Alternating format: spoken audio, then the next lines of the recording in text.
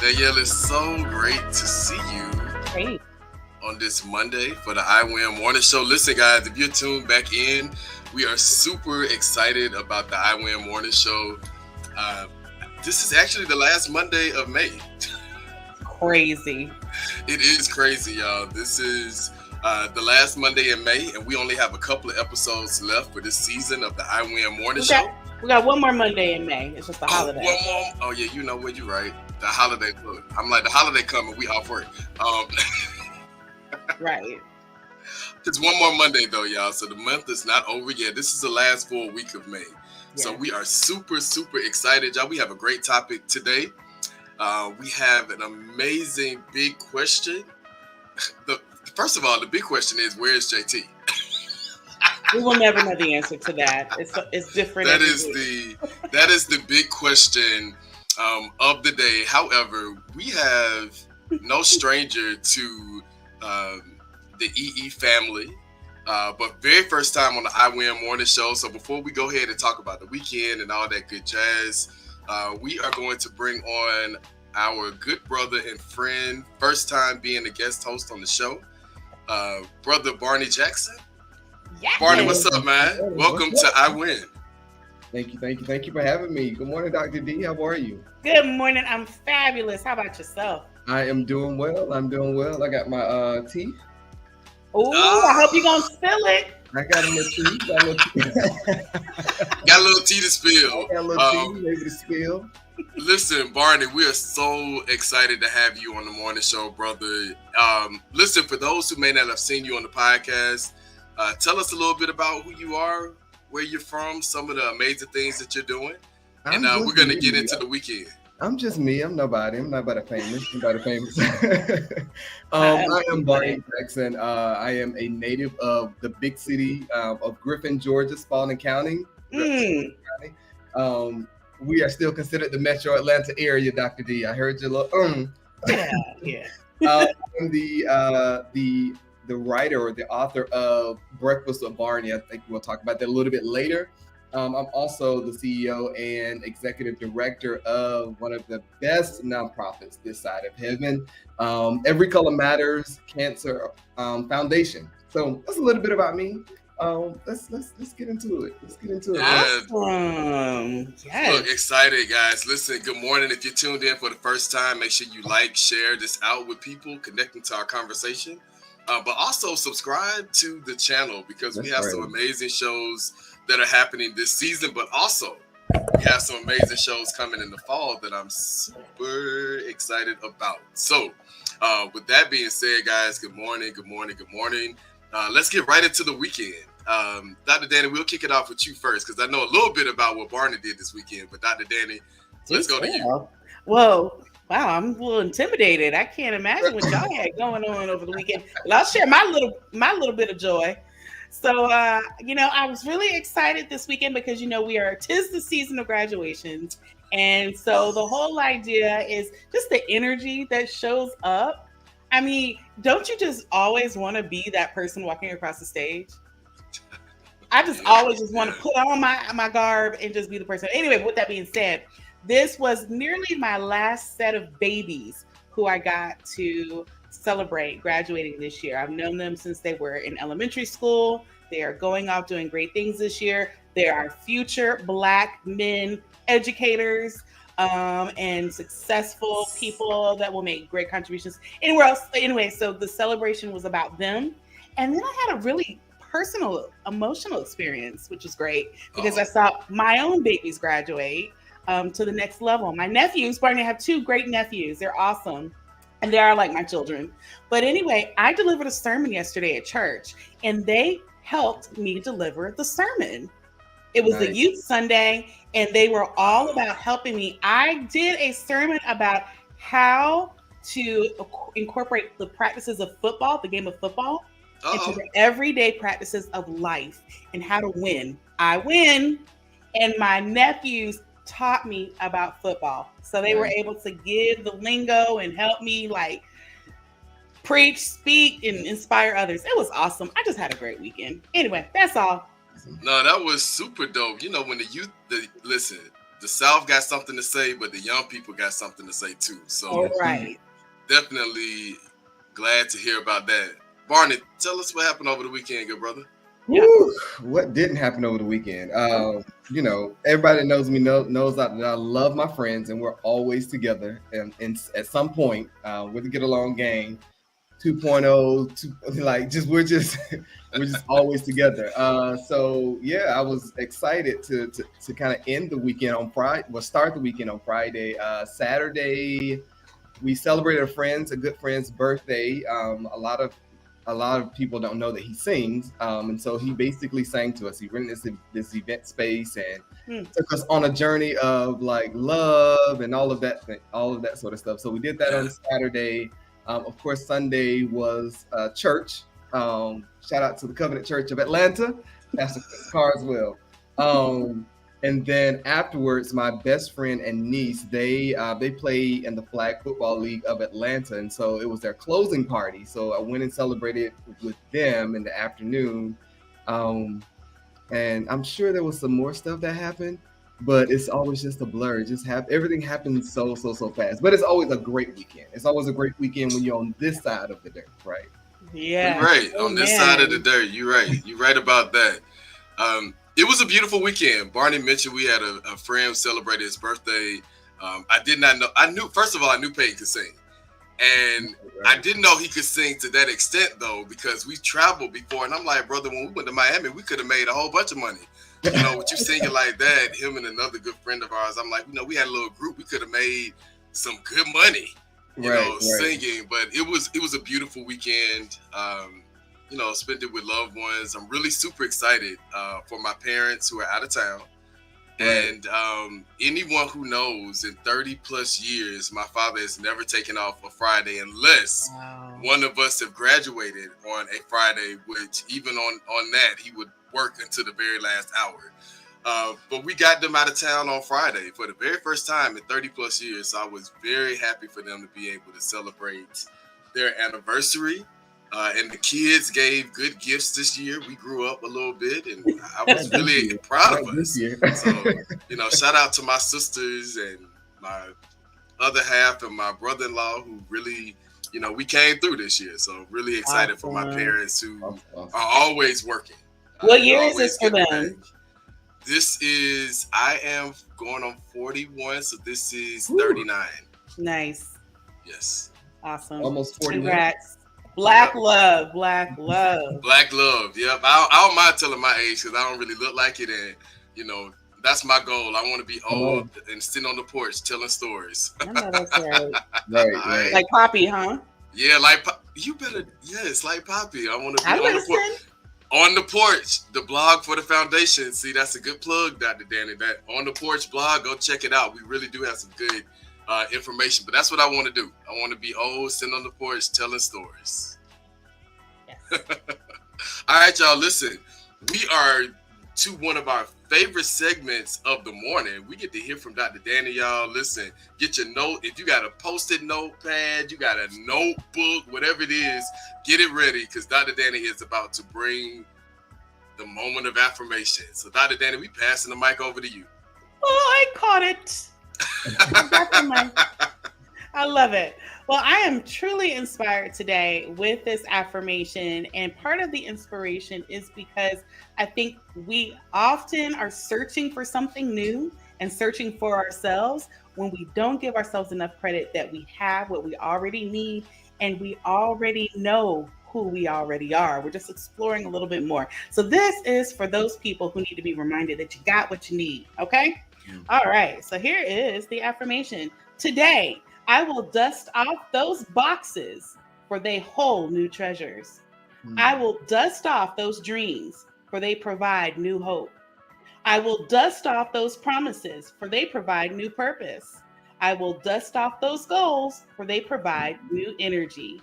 There is value in many things that I have already created, stored away, and have forgotten about. Find those things, and you'll find yourself. That is the affirmation. I was like, Dr. Danny always brings forth the affirmations. Now, we got a good crowd of people on this morning. So, Dr. Danny, I'm going to have you do the run through, but I kept thinking about Mariah Carey's "Shake It Off," and you were like, you know, you got to dust those things off, and I just kind of went into a, you know, shake it off kind of. Anyway, Dr. Danny, I'm passing the mic back to you one more time just to do a run through of that positive affirmation for us. Awesome, of course. Today I will dust off those old boxes, for they hold new treasures. I will dust off those dreams, for they provide new hope. I will dust off those promises, for they provide new purpose. I will dust off those goals, for they provide new energy. There is value in many things that I have already created and have stored away and forgotten about. For those things, I will find myself. Hey, y'all, listen, find yourselves today. Dr. Danny, thank you for that affirmation. I still have "shake it off" in my head, but, you know, it is what it is. Dust it off. Let's keep it moving. Dr. Danny, I love that. Now, y'all, listen. I can't do these fancy graphics. That's not my calling. I can do you a Canva now, but I can't do the fancy graphic designs. But we have an amazing conversation this morning. The big question is centered around what story are you telling? All of us have written books or written a book or been featured in a book before, and so we're going to be sharing our experiences with you guys. But y'all know I got a spin on the conversation this morning, so I hope Barney and Dr. Danny are ready, because I believe that we're all telling a story. So we're going to get into it this morning. The art, the power of storytelling.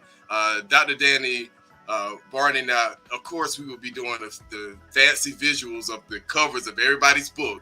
But now we got to go old school, and my library is across from me, so I can't search. I can't get the books to show them. So if you have your books with you today, please show the people all of that good jazz. And Dr. Danny, go ahead. I'm gonna pass the mic to you. I gotta go get my book. Okay, go get your book. I'll start y'all talking. Start us talking, Dr. Danny. So I am so excited that we're talking about this today, because we normally talk about literacy, but we don't ever talk about how to create the literature, the content. And so it's, I think, inspiring that people can hear our stories today in order for them to know that the power in literacy is that you're able to create. You can create your narratives, and you're not creating it just for yourself, but you're creating it because you're leaving as we say, legacy. You're sharing this with people, and it will be here far beyond your existence. So the whole idea for me was, I never thought that I would write a book. And now I've written two, and I'm so excited. And I do include proudly my dissertation, which was my first book. Yes, it was, because I went through many trials and tribulations. But I'm not talking about that book today. I am talking about the book that I've worked with a team of people to create. And it's called, it's actually published through Routledge, but it's called Facilitating Conversations About Race in the Classroom. And what this is a collaborative effort of people who have been brave enough to create spaces where people can have conversations, productive conversations about overcoming racism. We put together a book that helps people launch their own conversations, and it gives you the best practices. It gives you also some of the challenges and how to overcome those. And it also gives you a little insight on the benefits to why you should want to do this and be intentional. So I'm going to start with that. That's my joy. I love that. First of all, Dr. Danny, them dissertations is no joke. It is no joke. So shout out to everyone who has written that book. We definitely want to celebrate you in a great way to kick us off this morning. Now, I'm gonna call him Dr. Jackson, but that's okay. Dr. Jackson has an amazing book. Now, listen, I called it the Sunday School series that Barney did with his book. Well, Barney, tell us a little bit about your book, how you got there, and some of the phenomenal things that you've been able to do with it. Yeah, so again, my book is Breakfast with Barney. So anybody that knows me knows that I can eat breakfast any time of the day. So hence the title. A lot of people thought it was a cookbook, but it is not, in the sense of like cooking food, but you know, it is some good stuff to kind of chew on. It is a book. It's an interactive journal to help people kind of find hope a more meaningful path for life, or just wanted some, just need some encouragement, like simple but impactful encouragement. And it grabbed me, or it took me, or brought me through some dark times in my life. I think sometimes I can consider myself the more stronger friend, or the strong friend. So a lot of times people come to me for advice, or just want to talk through, and that's fine, because we all have roles in our friendship, in our friend groups. And I'm completely fine with that. But there are moments when, you just you gotta find your way through a dark moment too. And so I started creating all of these, or writing all of these affirmations. People that know me know I love quotes. So anytime I'm doing a post on social media, it's probably going to start off with a quote or end with a quote, because it just helps. It just helps to kind of lift your day, or lift your spirit. And so, Breakfast with Barney, if you have not gotten it, it is on Amazon. It is, you can go to my website, meetbarneyjackson.com, and grab a copy of it if you want an autographed copy. But yeah, I love it. When people ask me what I'm reading, I'll always say I'm first reading my book. I'm always reading my book first. But I'm always reading something that's going to keep me in a positive space. I am a person that does not hold on to negative things.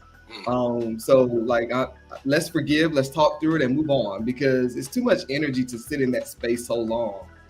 So, because we have so much other stuff to do, and I'm a dreamer, I'm a visionary. So if I have to hold on to regret and, whatever, negative thing that's happening in that day or in that moment, there's too much control over my life, and I can't dream bigger, and I can't, see clearer if I'm still thinking about what somebody may have done, or whatever I did to them. So, I always tell my friends, at this big age, you don't have a lot of summers. You don't have a lot of summers, as Jennifer say.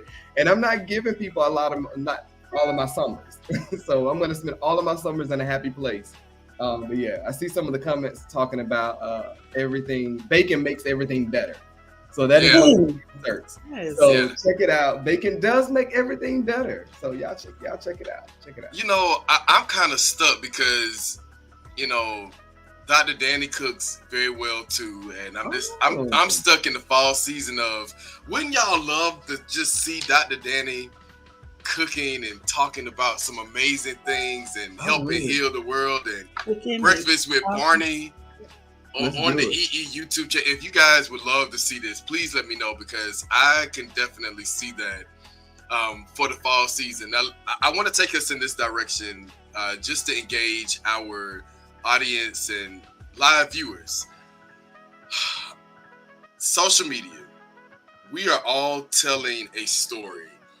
When you guys were promoting your books, and even after the fact, what role has social media played in the promotion of your book, but also books, but also the promotion of your life work?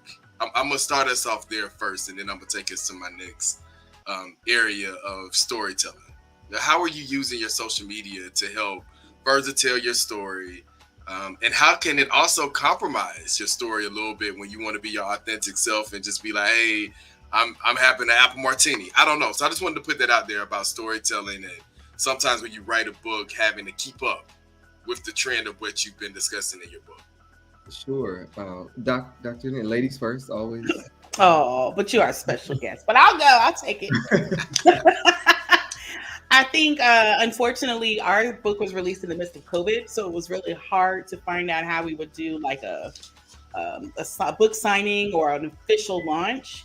However, the relevance of the book and the content of that book was so important to just get out there with our messaging. Again, this is talking about really why it was significant to have these conversations about race. And during the time it was, during the racial reckoning. So everybody was having conversations, but they weren't having productive conversations. And so the whole idea was, when we would engage our clients or go into communities and talk about the topic, we would use this as a point of reference. I think a lot of times in spaces, especially with diversity, equity, and inclusion, people are negligent and want to talk about the problems without giving people proper tools to talk about those problems. So that was our plug-in. It was like, let's talk about it, and here's how you do it.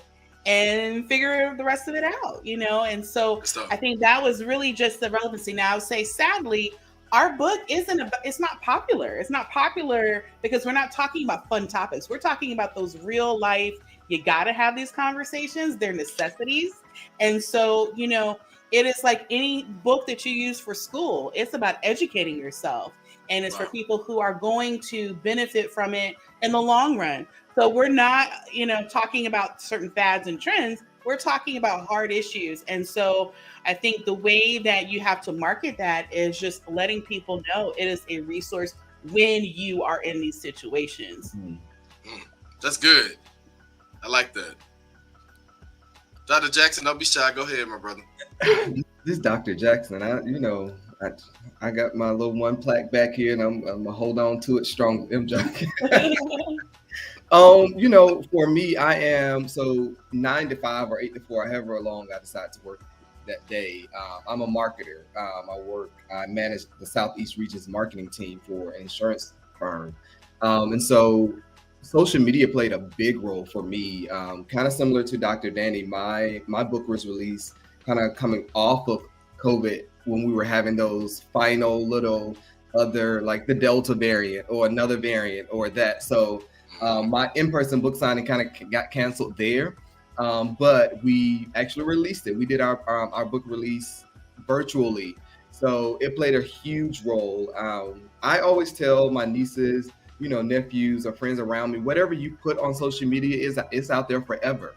Like it's not going anywhere. I don't care if you go back and delete it. Somebody has screenshot it. Somebody has screen recorded. So if you put it out there, be ready for it to come up at any given moment. So if you decide one day to run for president, just know somebody has it. So just make sure whatever you're putting out will still be okay 5 to 10 or 20 years from now because it's there. And just make sure you're always putting something out that you're proud of, right? Yeah. A pet peeve of mine is when people post out of emotion. And help us, Lord. Do we need to see that? Do we all need to read that? And then but you can't. No judgment. It's just not for me.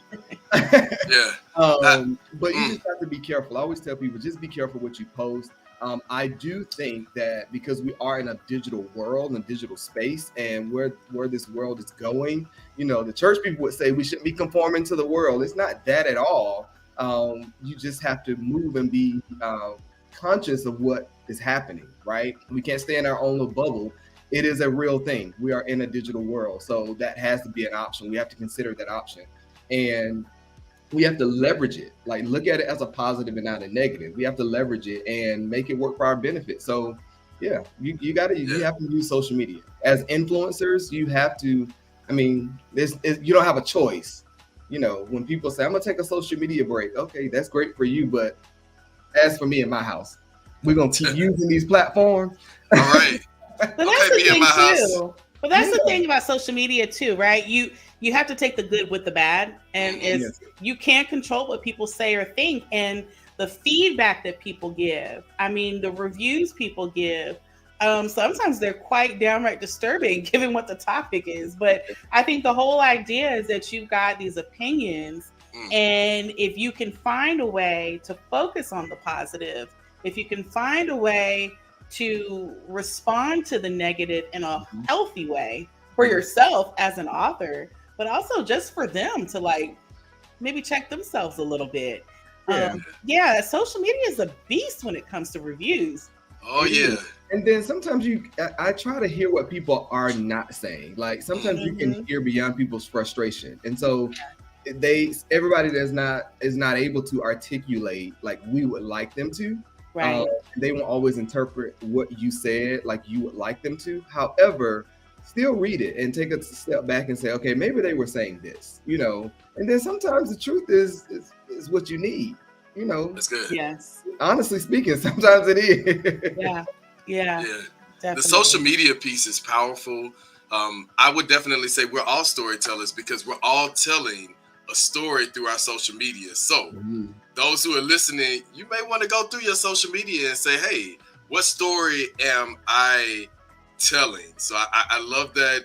I will say that Now, I'm not going to be the person all over social media. I have at some point, shared some things on my social media that I felt like telling that story.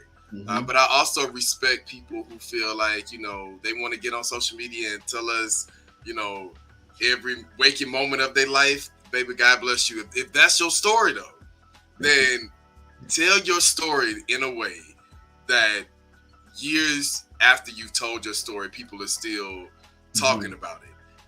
But you also have people who tell stories that are just for the gossip mill, and that's good too. Because you got gossip folks. You got to keep everybody organized and entertained. Hallelujah. Thank you. I need an intervention. I'm gonna need an intervention because you know what? I'm a firm believer. I'm gonna talk about myself before everybody else thinks they can. That's what I'm gonna do. I'm gonna put it right there. Go on and say something, but I said it first. Control the narrative, Doctor. That's right. Control the narrative. Control that narrative. Marketing 101, right? Control it. Olivia Pope them before they Olivia Pope you. So right. You control your story. Yes, most definitely. All right, y'all. Listen, I want to ask this because right now we're in the literacy crisis in our country. Interesting because if you walk down the street, you hear young people, singing their music, rapping their music. We see the dialogue on social media with people. Doesn't necessarily mean that people are intentional and effective in telling their stories. I started off by saying that to go into this realm of questioning. Have you ever been in business conference rooms, business spaces, professional spaces where it's been very hard for you to share your story or stories that you're telling and being able to reach with various audiences? So I want to drop that and see how you guys have been able to navigate through the waters of entertaining different audiences. Well, you want me to? I'm going to give it to you. Yeah. So grab the mic. There are moments. I will say this. My godfather would tell me growing up that, Barney, I don't think you know to be afraid of things. And I didn't know what that really meant until like recent years. Because I'll just try anything. I always say people can only tell you yes or no, right? But I don't like to live life with regrets if I can help it. And so if I don't ever ask, I don't know if that's a yes or a no. And so for me, it's just about knowing, one, having a strong village around you and being able to bounce your thoughts and even practice with your village and ask them like, how would you respond to this? Or would you feel a way if I did this? And then just going into the room, like, if I truly believe that, my gift is supposed to make room for me and placing me before great men, then I have to test it. And so it doesn't matter who it is. It doesn't matter who it is. It doesn't matter if it's the president. It doesn't matter, if it's whoever. If the space is provided for you, it's for me confidence and being confident in my story. And if I believe in my story first, that's the first thing, me believing in my story first and knowing that I do have the support of the people that I love and care about around me. That's all that matters for me. Right. And you give me the space, the story. I'm going to share the story. So navigating for me has simply just been about doing it afraid. It's in my book. It'll tell you how to do it afraid. You just have to try it. Just literally go in there knowing that my story has a place and tell it. Literally. That's all I think. It's simple. It's simple for me. I love what you said. It reminds me of something that I use often, which is in order to overcome assumptions or to reduce the amount of assumptions, invite the perspective. Yes. And the perspective is speaking from the I perspective, and a lot of what you said about telling your story. It's putting it out there. This is where I'm speaking from, how I'm speaking. Mm-hmm. The way I'm speaking to you and presenting myself is based upon certain experiences that I have had in my life. Sure. So I don't know what y'all have, but this is why I'm speaking this way. My judgment is based off of what I've experienced and my understanding about a certain area or subject. I am passionate about this subject because, again, my perspective is based off of my experience. And see, a lot of times when people come knowing that perspective, they gain a certain level of respect and knowledge and understanding of how you're showing up versus assuming that you're the Black person in the room who has an agenda. And they understand what your agenda is because you've already, again, put it out there. That's good. That's good. That's good. I love this, y'all. I went back to the very first book that I had a part in helping to write, and I shared stories about connecting families and communities.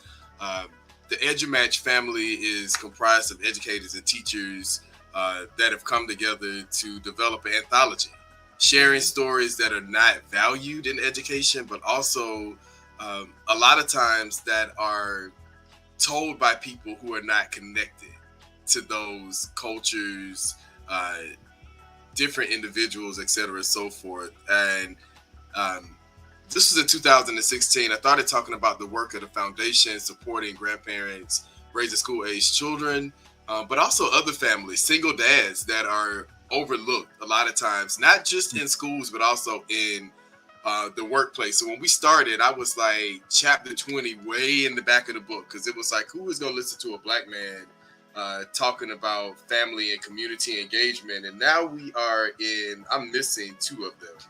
But we have a whole anthology of books where we are elevating stories of people who have not been heard for so long. Now, I'm not in the back of the book anymore. I think I started out, maybe because I was young, I don't know. I started out in the back at 16, but now they kind of moved my way up. So I'm a little excited about that. But I'm very intentional about being bold, being authentic when I go in spaces. I don't change dialect. If there's a part of a story that I'm telling, and, you know, especially with young people and how people, when they're in the streets and they talk, when you're with culture and, you know, family, I don't cut out the lingo. I let it roll exactly the way it is, because I want people to also get the authentic feeling of what that moment is like. Now, I still am challenged by the N-word. It's, you know, it's like you say it when you, it's challenging. Some people don't say it, some people don't like it. It's very challenging when you're out and you're like, you know, music tells a story. So, you know, you out in the, you know, social atmosphere, and, you know, one of your, you know, your white colleagues or biracial colleagues, or somebody says the N-word, and it's just like, it's like you try that, y'all. I mean, y'all have never had that feeling, like, just act like you at a birthday party, and it's like you can. Oh, I feel the songs. Like, yeah, you know, you got the y'all face. Nobody ever did that. It's just like, like you try to still smile. Y'all already I'm still smiling, but I'm like, I know you didn't just say that word. Like, I know you didn't just say. I mean, this trick, but it's a part of the art of storytelling. And so, are we comfortable with people using derogatory words that describe people in songs and stories, in TV sitcoms and movies? Are we comfortable with that? I don't know. I'm just throwing that out there because I'm interested in how other people receive stories that may include derogatory words that it may be in the culture, but it may not be for the culture. Okay, so I'm just going to, I know we were talking about books, but I'm just going to pivot for a second because I just want to make a public service announcement. BET, you do not have to have profanity in all of your shows. BET, you do not have to. It's not necessary. I like that public service announcement. I actually want you to repeat that again, so somebody who may be connected to BET can run that back to them. It does not increase the quality of your work. It does not. Please stop putting all of the profanity in all of your shows. Please. Oh. Yeah. Please. Unnecessary. Please. Yeah, I mean, and I know it's not in books, but this is a big part of storytelling, because when you think about it, books are being banned from schools. I mean, literally in some states, it's crazy, right? But also as we move more into digital, advanced digital technology, what does storytelling look like? And now, you know, with AI, it's creating things. So it's just like a normal matter of fact. Like, you know, you have Karen and she's just like, yeah, these are just some beautiful. And I'm like, oh my God. I'm just, you know. I was at a place, in a space, at an event a week or so ago, and a participant was kind of doing a little karaoke of another race, and in the midst of them sharing the song, they went on. I mean, it was a part of the song, and they just went right through it. But it was like everybody was like, "Whoa, that just happened." For me, it always hits different because I don't like to use it myself. So it doesn't really matter who's using it for me. It doesn't really matter who's using it for me. I just prefer not to. I don't like to hear it, but I also, I'm on the other side of that because I try to look at all perspectives, right? So we can't really be mad when somebody else uses it or another race, or to Professor JBA's comment, like, biracial or the white counterpart use it, if we're calling each other that, right? You can't be mad at that. You can't decide and conveniently say, well, it's going to hit a little different if they use it. But we literally just had a whole conversation and every other word was this and that. So I see both sides. Like, if you want it to be a different normal, then create it. Create a different norm. Don't be upset when they use it. Right. Yeah, when they pulling you on you. Don't make it too comfortable either, though. Now, don't make it too comfortable either. Sure, yeah. I agree with all sentiments. All I can say is this: on the spades table, there are no rules. I'm just throwing that out there. It's just it's no rules. I'm sorry. I'm sorry. On the spades table, I can't make any promises. My friends, listen. I can't make any promises. Y'all, listen, it's almost 8:00, and I am curious about this, Dr. Danny and Barney. Everybody grows up differently. It's interesting how we all connect culturally. So I want to know, what are your top childhood stories? What are your top childhood stories? Like, stories from childhood. What would be some of your favorite books or favorite story from childhood? Now, I'm working up to give you guys some time because Mary had a little lamb. We're going to go ahead and, give Mary Had a Little Lamb a golden star. We also going to give Dr. Seuss a golden star because we know people got them, right? Now, I want to give Charlotte's Web a golden star too, because Charlotte's Web, I think, can still make me cry a little bit. If it catch me on a good day, it might could. But what are some children books? What are some childhood stories that you guys love that are near and dear to your heart? If you are connected to the conversation, you can also let us know, what are your childhood stories that you absolutely love, or some childhood books or stories that you love. Hands down for me, The Giving Tree by Shel Silverstein. That's still one of the best. One of the absolute best stories ever. That's a good one. Mm-hmm. That gets a gold and a blue star. I'm bringing out my teacher hat. Help me, guy. Okay. I don't know what the blue star is, but I'm down with the gold. Down with the gold. I'm trying to remember. So there's a picture floating around me. We was talking about social media. There's a picture floating around of me. I think I may have been in like kindergarten or first grade. Don't go looking for the picture, but but I'm holding this book, and I'm sure my best friend is trying to be funny and find it right now. I know him. But it was, I want to say the book was called Big Bear. And allegedly that was like my favorite book as a child. And so, yeah, I would say that one. I'm trying to remember that. Like, somebody has it. I'm sure. Come on, Kim. Come on and clutch, Kim. Yes. Yeah, I think it was called Big Bear. So I would say that's probably my favorite book. But if we was talking about like childhood stories, yeah, I'm sure it was me being abused as a child at my mom's wedding. So that would be I'm still trying to get some. Now, Barney, you gonna get a gold, blue, and a green star.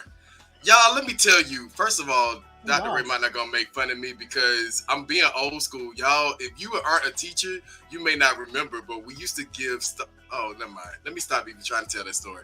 But on the we got a sheet of stars, and you would have blue, you would have silver, you would have red, you would have green, you would have gold. Y'all about to take me back down memory lane. It's like, oh, you did exceptional. Let me give you a gold star. You had good penmanship. Let me give you a gold and a blue star. Yeah. Don't get me started on the stars, y'all. That's about a 15-year ago what about, teacher journey. Book It. Wasn't it called Book It when you would get like you had to read and you Yes. get some stars and you get a pizza from Pizza Hut? Listen, Pizza Hut when they had to dine in. When they had to dine in, let me tell y'all, don't sleep on this because Pizza Hut is still doing Book It. It's a little bit different now, but they're still doing it. But also, let me tell you this: there are still some dine-in Pizza Huts when we go to visit my grandmother, who is almost 81, and in the country, Pizza Huts do still have the sit-down area. And I'm gonna be honest, y'all. It's probably still popping because it's not that many places to go. So you got the jukebox still in there. Wow. We need to write a book on that.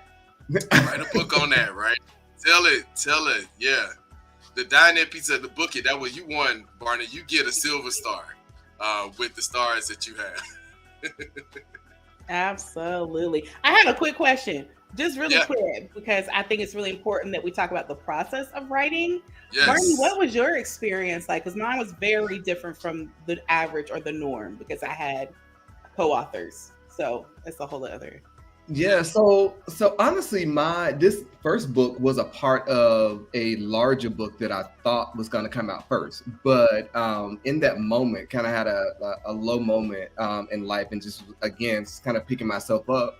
I pulled all of these affirmations out of the book and created Breakfast with Barney. So my process of writing was literally me randomly waking up at 2:30, 3 o'clock in the morning and grabbing my notepad. I always keep a notepad by my bed and just kind of writing. Every time I had a thought, just writing. Or now in the digital world, I always have a notes section. So I wrote literally most of the back end of my book, the ending part of my book, from my phone. Nice. It was just like I said, literally just my random thoughts. I could be sitting with my friends or my family and somebody says something. I'm like, that'll go well with such and such. Not plagiarism. Let's be clear. These are my thoughts. But it was simple as that. It was simple as that. Always being ready to write for me was just always being ready to write and hearing, and being in a place to hear what I needed to give to the people. So that honestly was my process. Gotcha. I think for me, it was more about assuming the more people you have involved in the process, the easier it'll be and actually know. And so one valuable lesson I want to share with everybody who's listening and thinking about writing is never compromise, always collaborate, never dilute what your thoughts are. Like, let that be your voice and find a way that it complements what others, your other partners are bringing to the piece, because that's what the purpose is for your book, is to have the voices. And so I think oftentimes people lose sight of the authenticity because they're just trying to make it sound good and sound like everybody else, but your voice is your voice. Yep. Your story is going to be only the way that you can tell it. Breakfast at Barney's, it can only be done the way that you did it. And so you trying to conform to somebody else or somebody else's idea of what it should be, it wouldn't be your book. And so I think, again, the more you have, and I'll say this, it's really important because I'm my little plug-in. When you're writing books, you come up with a colorful piece, product, and then all the work is worth it. So just remember that. I love that. Just a little bit about my process. My book will be coming out in the latter part of this year. I did a little bit of a reverse. Speak Black Man is actually the prelude to my book, which is Suit, Swag, and Success. It's going to be talking about, of course, changing the negative stereotypes of Black men. Hence, Speak Black Man, the podcast. So season 4, which will be coming in the fall, because we're almost at the season finale of season 3. Season 4 will be the kickoff, the launch of the series of books. And I got to do a major shout out to Dr.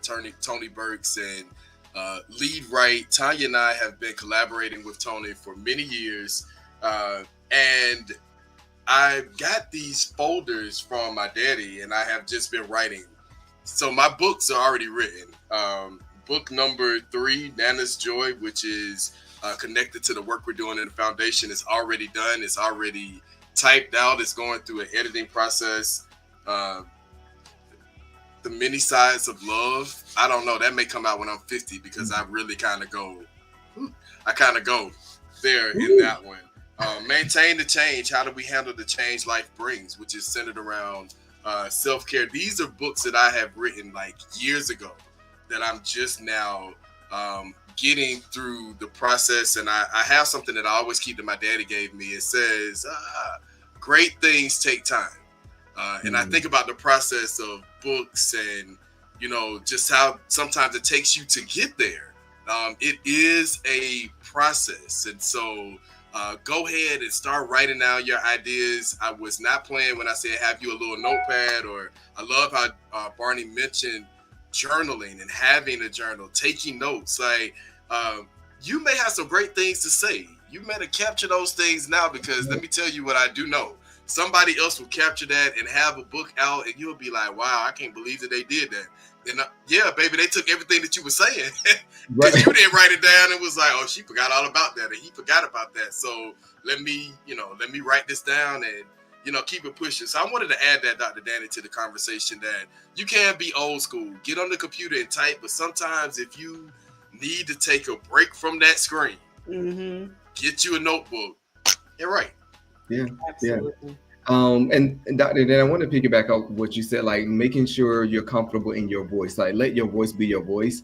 One of the things my best friend Norman said to me, he lives in DC, when I was writing the book and I kind of shared some parts with him, he was like, no, Bess, that's how you want to say it that way. And I'm like, but what if it comes across this way? He was like, no, that was your thought. Let it be your thought. Be comfortable with it. Another thing. Because again, you know, when we're sharing our own stories, sometimes it's like, I don't want to embarrass the family, or I don't want to call somebody out. But I mean, it's your story. Going back to our story. So, you know, for those people that are, you know, wanting to write their book or thinking about it, like Dr. Danny said, let it be your story. Be comfortable in it. Let it be your story. Listen, guys, we are 6 minutes after the 8 o'clock hour. Now we can have Dr. Jackson on about a good hour and get 100 more people connected to the conversation. But it's Monday. We know this is the last full week of school for a lot of people. Next Monday is a holiday. So if you're like me, baby, the month is over on Thursday evening. It's like, okay, that's it. If you didn't get it, you're going to have to get it in June. You'll talk to me after the holiday. But we're excited about our show for next Monday. We're super excited about Dr. Jackson joining us. I just keep saying Dr. Jackson because, first of all, let me say this. I think that the audience love Dr. Jackson, and I'm not trying to be funny, but baby, this graduation season, and they giving everybody a degree. I mean, you haven't done nothing. You don't even call your mama, but they gave you a degree, son. Bet you my golly wow, if they could give out a degree, then Dr. Jackson, I can give out an honorary degree on the I Wear Morning Show too. I just feel like I can. And so I'm excited, brother, about you coming back. This was great conversation today, guys. Yes. How are we going to be intentional about telling our stories, though? Because storytelling goes beyond what we put in our books. So how are we going to go beyond telling our stories? That's my last question that I'm giving to the guest host and the host, yes, but also the audience, because I want to know, after you listening to us giving some golden nuggets, how are you guys going to go out and change the narrative and change the story that you're putting out? So what are we going to do to tell our story today? I would just remind people that, yes, written form is important and significant, but don't forget the creative people in other areas and other mediums. Tell your story through your videos. Tell your story through your pictures. Tell your stories through your illustrations. Find a way to show your story, share your story, and to spread your story. Okay? And I think that if you can tap into what your gifts are, then you can tell your story in a way that can be magnified and can be beautiful and tailored specifically for you. That's awesome. I love that. I love that. One of the things I also like to say, again, quotes for me is I want to die empty. And I always kind of tear up when I say that, because it makes me feel like I'm rushing my life. And I'm not necessarily saying that, but it's a reminder for me that in those moments when I feel complacent or I feel like I've given everything that I can give, I'm still full of something, right? So I need to get that out, full of something positive. I can say something else to encourage somebody else.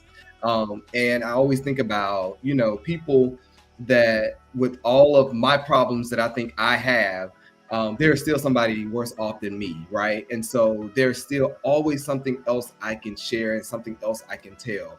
And that's part of me leaving my fingerprint in the earth and finding a way to die empty. Not saying I want to go tomorrow, but it's a constant reminder for me that there's always something more. There's always more that we can share. Absolutely. Yes. That was perfect, guys. I love that. Now, don't go on ahead and get on out of here now, Barney, because you still have, you ain't empty, brother. You got a whole life left. Let me just make sure, God, that you didn't get that confused. Not that God would ever get it confused, but I just want to ensure, God, I just want to ensure. Hallelujah. But today's show was amazing, guys. Thank you for everyone who is tuned in. I hope this has really encouraged people to really share their story. Now, I have to say this. Dr. Burks does some amazing writing workshops, and so we ghostwrite for people. So you may be reading a book, it's like, you know what, that quote kind of reminds me of something, and you may be reading something that a Tanya or a Jason or a Dr. B have written for someone. Lead Write does a lot of work for people who may not feel comfortable with sharing their stories, especially if you have been in an abusive relationship. I'm just trying to get some examples so people know that your stories are valuable, but sometimes you have to not only protect your peace, but you have to protect your personality or your persona. So you do have some very quality, professional, safe spaces that will tell your story for you, with you, that will be done in a way that you're valued. So I also wanted to put that out there as well. For people who may be interested in having their story told, but just don't feel like it's their pathway to be like, let me be in the forefront, let me be on the cover, let me have my name on it. Sure. There are so many avenues and ways that you can work through that. But if you have questions about that, you can connect with Dr. Danny, Dr. Jackson, or myself outside of the show, y'all, because the show is only for a limited time, but you can connect with us on a daily basis. So with that being said, guys, have a great week. We look forward to seeing you guys on next week. Have a safe holiday pre-weekend. Have a great last week of school wherever you may be, before the holiday or before the summer break. And we look forward to telling more stories soon. Awesome. I want to write a story about having breakfast with Barney. Come on. Barney, you don't have to we can just have breakfast. We can just have breakfast with Barney. We can write about it. I'm gonna write about it. I mean, I think if you write about it, then Barney should do the breakfast. Maybe you can write while Barney is doing breakfast, and I can kind of just, commentate. That would be awesome. How about we get one of our catering friends to do the breakfast, and then we just talk. We can have I Win while one of our catering friends are in the background cooking. How about that? Listen, the I Win show is going to be live. Our last show in June, we're going to be live at the Aikens Breakfast Spot. But I'm talking about before then. I was speaking about like this week. Like today, it is some breakfast. Hallelujah. I was kind of thinking about, just let's that. All right, make it happen. Let's make it happen. Let's make it happen. This is the I Win Morning Show. We love y'all. I Win Morning Show. We love y'all. Happy Monday. Happy Monday. Woo!